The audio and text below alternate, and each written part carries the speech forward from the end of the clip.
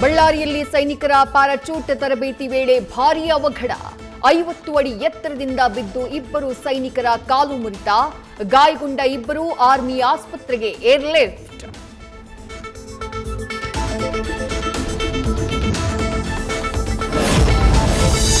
ನಾಟಕ ನೋಡ್ತಾ ಇದ್ದ ವೇಳೆ ಕಮಾನು ಕುಸಿದು ಇಬ್ಬರು ಮಕ್ಕಳ ದುರ್ಮರಣ.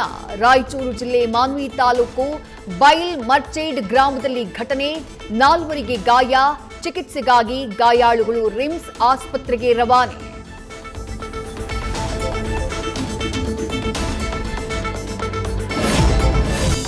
ಬಾಡಿಗೆದಾರರ ಕಿರುಕುಳಕ್ಕೆ ಟವರ್ ಏರಿದ ಓನರ್ ಮಗ. 2 ಲಕ್ಷ ಸಾಲ ಪಡೆದಿದ್ದ ಭೀಮು ಮಾಲೀಕ.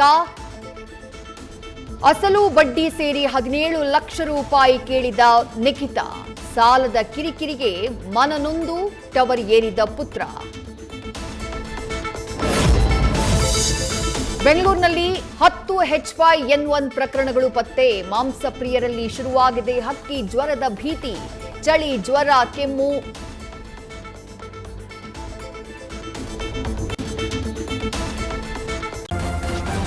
ನ್ಯೂಸ್ ಫಸ್ಟ್ ನಿರ್ಭೀತಿಯಿಂದ ನಿಮ್ಮ ಪರವಾಗಿ.